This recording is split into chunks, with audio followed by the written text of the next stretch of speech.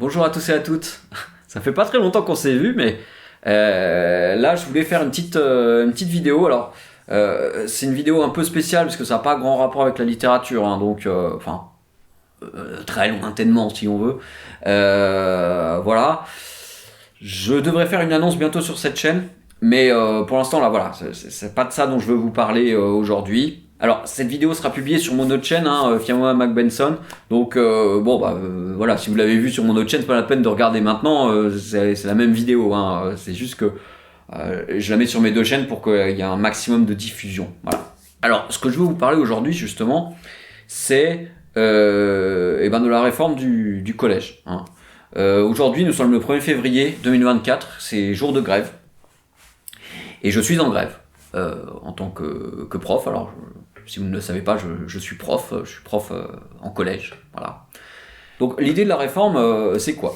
C'est qu'il prévoit de mettre les élèves par groupe de niveau en français et en maths. Donc, c'est-à-dire qu'ils vont être en classe en temps normal, et puis pendant l'heure de français, ils vont être par groupe de niveau.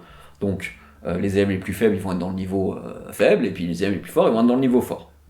L'idée étant qu'il y ait moins d'élèves dans le groupe le plus faible pour leur permettre d'avoir plus de possibilités de progresser, puisque le prof ayant moins d'élèves, il peut plus se consacrer à ces élèves-là. Donc, en soi, sur le papier, ça a l'air comme ça, a priori, quand on connaît pas le truc, ça a l'air plutôt une idée plutôt pas mal. Sauf que on voit que ceux qui ont sorti ça, ce sont pas des profs. Parce qu'en réalité, les groupes de niveau, ça fonctionne pas. Enfin, ça fonctionne pas. Disons que pour les élèves qui sont en réussite, ça peut fonctionner effectivement, d'être contre l'élève en réussite, ça fait une émulation, etc. Pourquoi pas, ils peuvent s'en sortir. Bon, en tout cas, plus progresser. Ça peut se discuter, mais pourquoi pas. Mais le problème, c'est pour les élèves les plus en difficulté. Eux, au contraire, plutôt que de les aider, ça va être pire pour eux. Je vous explique assez clairement, vous allez comprendre. On observe. Je l'observe, mais les collègues l'observent, les données scientifiques sont plutôt d'accord avec. On observe une corrélation assez forte entre les élèves en difficulté et les élèves, on va dire, perturbateurs. J'aime pas trop ce terme, mais mettons les élèves qui vont plus facilement perturber le cours. Il y a une corrélation entre les deux. Alors, vous allez me dire pourquoi il y a une corrélation entre les deux. C'est pas parce que vous êtes un élève perturbateur que vous êtes forcément un mauvais élève. Il y a des élèves perturbateurs qui sont des bons élèves. Et c'est pas parce que vous êtes un mauvais élève que vous êtes forcément perturbateur. Hein. Entendons-nous. Mais la proportion d'élèves perturbateurs parmi les élèves en difficulté est plus importante que parmi les élèves en réussite. Pourquoi ?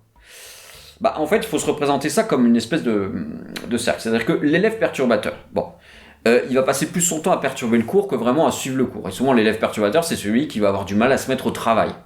Donc, comme il travaille moins bien que les autres, forcément, il progresse moins bien que les autres. Hein. Donc, il se retrouve en difficulté. Mais plus il est en difficulté, plus il va avoir un ressenti vis-à-vis de l'école, plus il va être en souffrance vis-à-vis de l'école. Et plus il va être en souffrance vis-à-vis de l'école, plus il va se mettre à perturber. Parce qu'un élève qui perturbe souvent, il a des problèmes vis-à-vis de l'école. Et plus il va perturber, plus il va être en difficulté. Plus il va être en difficulté, plus il va avoir du ressenti vis-à-vis de l'école. Et plus il va avoir du ressenti, plus il va perturber. Et ainsi de suite. Alors peut-être qu'à la base, il n'était pas perturbateur, peut-être qu'il était juste en difficulté. Mais du coup, il a un ressenti vis-à-vis de l'école qui ne le fait pas réussir. Il n'est pas en réussite à l'école, donc il ne se sent pas bien à l'école. Et donc du coup, il risque de se mettre à perturber. Vous voyez ? Donc, c'est un cercle. Je dis pas que tous les élèves sont dans ce cercle, mais juste c'est un cercle qu'on observe assez souvent parmi les élèves perturbateurs. Voilà. Donc voilà ce qu'on va faire en fait. Ça veut dire qu'on va prendre tous ces élèves-là, avec une grosse proportion d'élèves perturbateurs, et puis on va les mettre tous ensemble. Est-ce que réellement, à votre avis, ça va fonctionner ? J'en suis pas certain. J'en suis pas certain. Et d'ailleurs, les témoignages que j'ai eus de profs qui ont pu enseigner dans des groupes de niveau, ils disent globalement le groupe, le plus mauvais groupe, c'est une heure terrible, difficile, c'est des heures difficiles. Du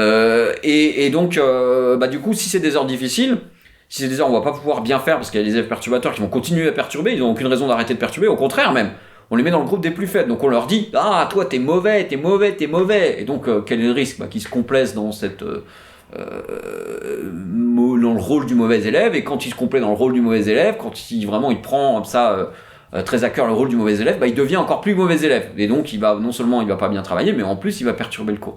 Donc, tous ces élèves-là, on les met tous ensemble. Est-ce que vous pensez réellement qu'ils vont progresser aussi vite que tous les bons élèves, qui vont être tous ensemble, qui vont avoir une émulation, etc. Alors, du stress, hein, on va pas se mentir, hein, parce que quand vous êtes dans le groupe des plus forts, il faut rester dans le groupe des plus forts. Donc, avec le stress que ça implique, hein, si je sais de quoi je parle, hein, en CP, j'étais dans le groupe des plus forts, je peux vous assurer que dès le CP, j'avais déjà pas mal de stress. Et c'était que le CP. Hein. Donc bon, on met tous ces élèves-là, les élèves vont avancer moins vite. Mais s'ils avancent moins vite, du coup, l'idée de faire des demi-groupes, des plus petits groupes pour les aider à progresser, ça ne marche pas. Alors, s'ils étaient 5 par groupe, 6 par groupe, on pourrait probablement faire quelque chose, hein, je dis pas. Parce que déjà, la gestion de classe à 5 et 6, c'est pas la même chose, et encore. Bon. Mais là, c'est des groupes, on part sur des groupes de 15. 15 élèves en difficulté, ça va être l'horreur. Je vous le dis, ça va être l'horreur.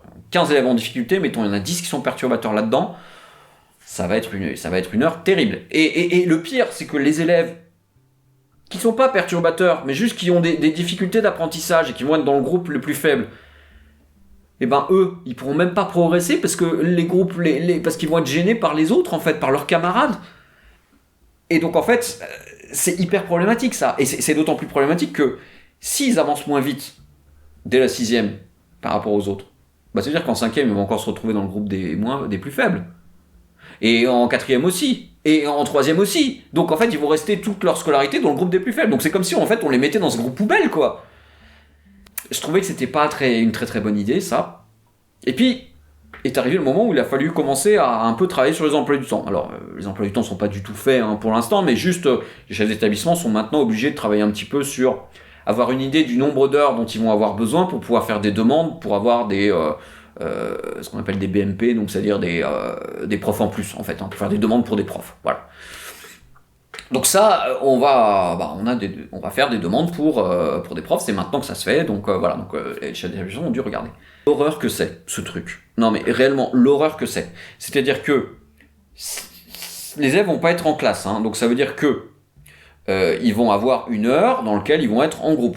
Mais si on veut avoir dans ce groupe, mettons dans le groupe 2, des élèves de la 6e A, de la 6e B et de la 6e C, il faut qu'à ce moment-là, la 6e A, 6e B, 6e C, ils aient pas cours, donc il faut qu'il y ait un trou pour qu'on puisse mettre le français dessus. Donc ça va être ce qu'on appelle par barrette. Hein. Donc, mettons, je sais pas, je dis n'importe quoi, mais de 10 à 11, tous les jours, il y aura cours de français, français en groupe, du coup.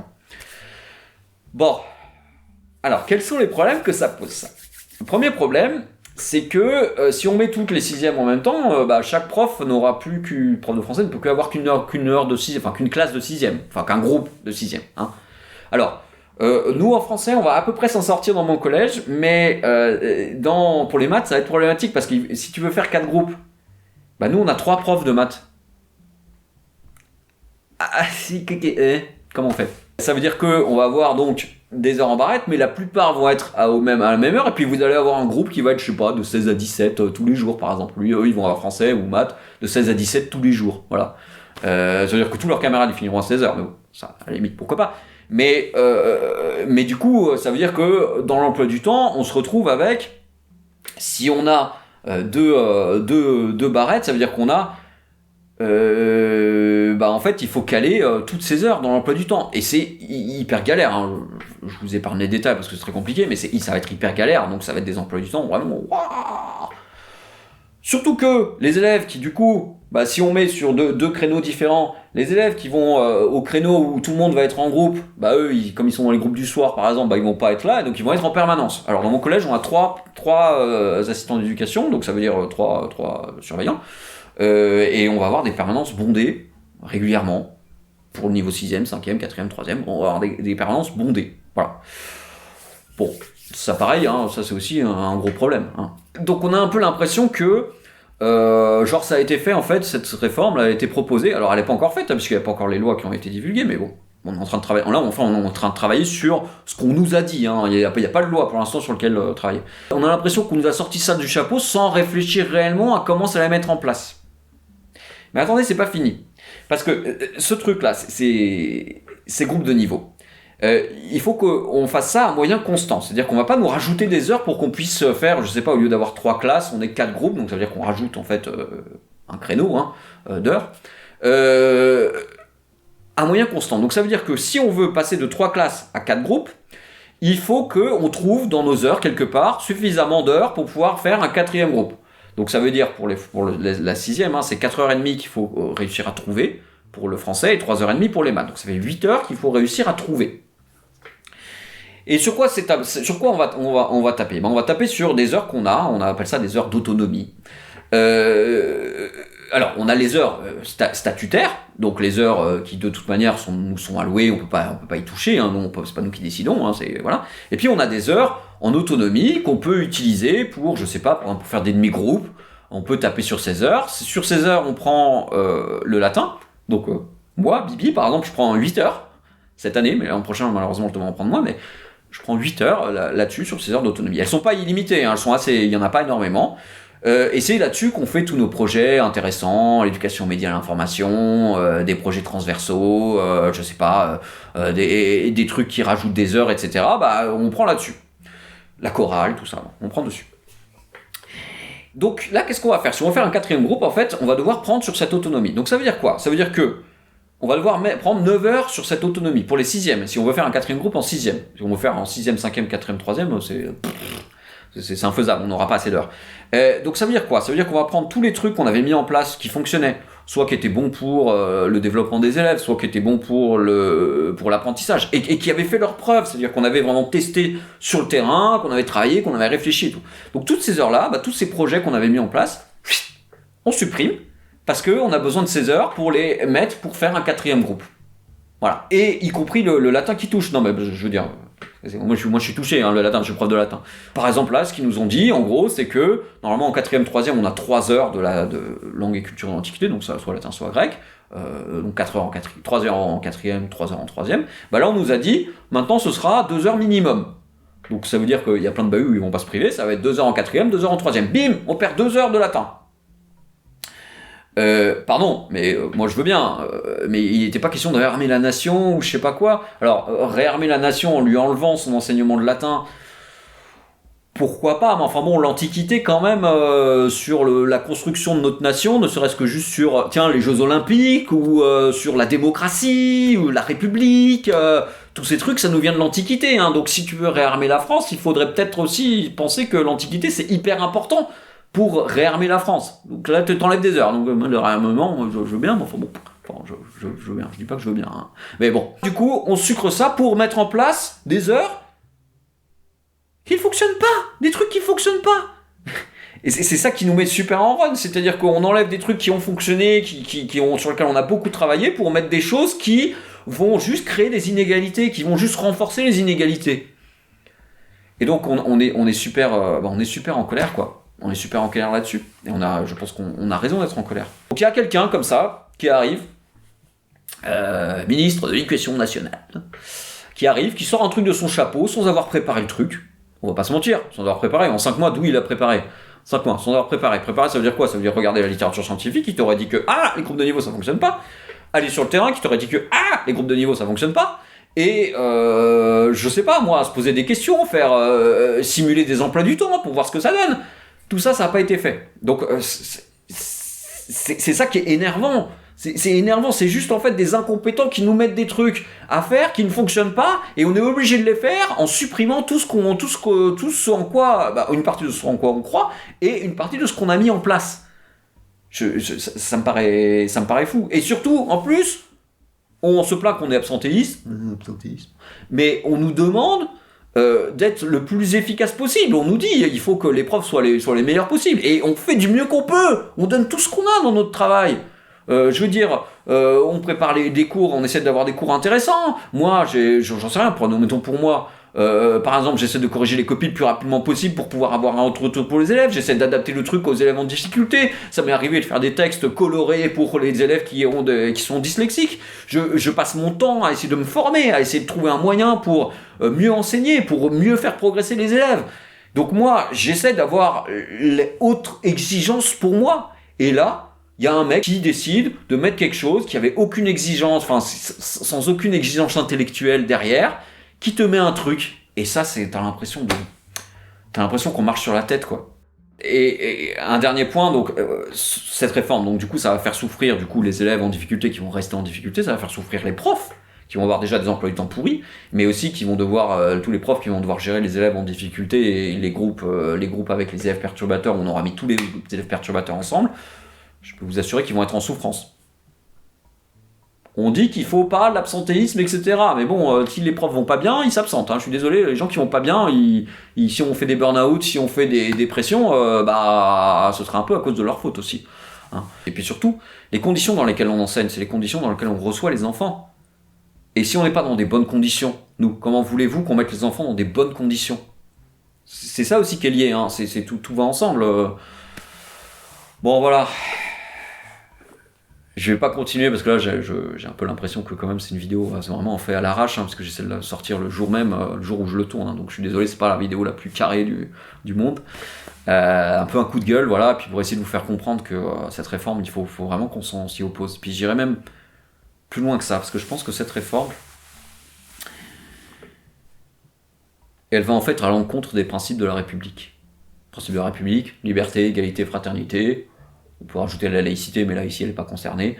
Donc, liberté, égalité, fraternité. Pourquoi? Parce que, comme je l'ai dit, les élèves qui vont se retrouver dans le groupe en difficulté, il y a peu de chances qu'ils s'en sortent de ce groupe en difficulté. Parce que, comme vous le voyez, l'enseignement va être plus compliqué, plus difficile. Donc, ils vont moins progresser que les autres. Donc, ça veut dire que dès la 6e, on prend des enfants de 11 ans. Certains qui ont même 10 ans. Hein, on les met dans un truc, on leur dit, voilà, toi, tu vas là. Et puis, on trace leur ligne. Jusque plus loin, donc jusqu'en 3e, puis après le bac pro, parce qu'ils pourront pas aller en général, etc. Bref, elle est où la liberté pour eux, pour ces enfants qui sont dès 11 ans coincés quelque part et qui ont les plus grandes difficultés à s'en sortir? Moi je pense que ça respecte pas forcément le principe de liberté, ça respecte pas le principe d'égalité. Bah oui. Si on se retrouve avec des classes des gens qui vont à 2 vitesses, entre le groupe des plus faibles qui vont beaucoup plus lentement que le groupe des forts qui avance à toute vitesse, elle est où l'égalité dans l'enseignement là-dedans? Elle est où? Moi, je la vois pas. À la limite, si vraiment on arrivait à faire progresser les élèves parce qu'on est dans des groupes de 5, 6, je dis pas, mais c'est même pas le cas, c'est pas le cas. Donc c'est des groupes de 15, tu fais quoi? Tu fais rien. Puis en fait, elle est où la fraternité? Quand est-ce qu'on apprend aux enfants la fraternité? Quand est-ce qu'on leur apprend que voilà, il y a des élèves qui sont plus en difficulté que d'autres et qu'on apprend aux élèves qui s'en sortent le mieux à aider les autres, à venir en aide à ceux qui ont plus besoin? Quand est-ce qu'on leur apprend ça? Là, on fait juste des groupes de niveau et on va montrer du doigt les plus mauvais élèves en plus. Donc moi, il me semble qu'en tant que fonctionnaire, alors c'est un peu touchy ce que je vais dire là parce que j'ai quand même un devoir de réserve en tant que fonctionnaire, mais il me semble qu'en tant que fonctionnaire, mon devoir c'est aussi de défendre les principes de la République. Mais quand une loi ne respecte pas les principes de la République, qu'est-ce que je dois faire? Voilà, je pose juste cette question-là. Je vous invite à lire Antigone. Voilà, bon, bonne manif à ceux qui vont manifester, hein, et puis moi je peux pas malheureusement parce que je dois m'occuper de mes enfants, mais mon cœur est sur les pavés, hein. Allez, à bientôt, ciao.